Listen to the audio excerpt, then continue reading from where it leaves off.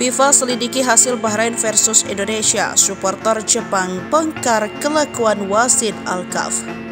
Keputusan wasit Ahmed Alkaf yang memberi tambahan waktu panjang kepada Bahrain untuk menyamakan kedudukan dua-dua saat lawan Indonesia pada Kamis 10 Oktober memicu kemarahan pemain, supporter, dan fans Indonesia. Melihat ini, FIFA bersikap tegas. FIFA menyatakan memantau dan mengawasi pertandingan dan termasuk melakukan investigasi dari laporan yang masuk.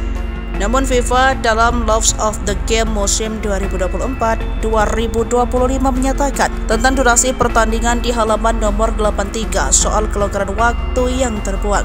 Dalam poin itu dijelaskan bahwa wasit berhak memberikan toleransi pada setiap babak untuk sebuah waktu yang hilang. Waktu tambahan dapat ditambah oleh wasit tetapi tidak dapat dikurangi.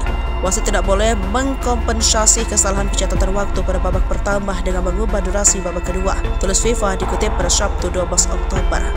FIFA juga menyoroti laga itu berjalan sengit, namun FIFA mencatat adanya kontroversi mengenai keputusan wasit yang tidak kompeten. Pertandingan yang sangat menghibur dan sengit, ungkapnya.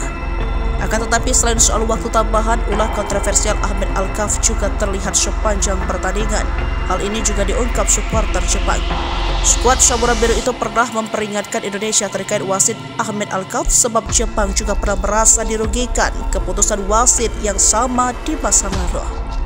Supporter Bahrain mengolok-olok lagu nasional Jepang lalu menembak laser ke wajah pemain Jepang saat mengambil sepak pojok. Namun wasit Alkaf tidak memberikan tindakan. Terkait ulah Ahmed Alkaf, PSSI kecewa dengan kepemimpinan wasit dan langsung mengambil langkah cepat untuk melakukan protes atas keputusan Ahmed Alkaf. Anggota Komite Eksekutif PSSI Arya Sinulinga mengatakan sangat kecewa.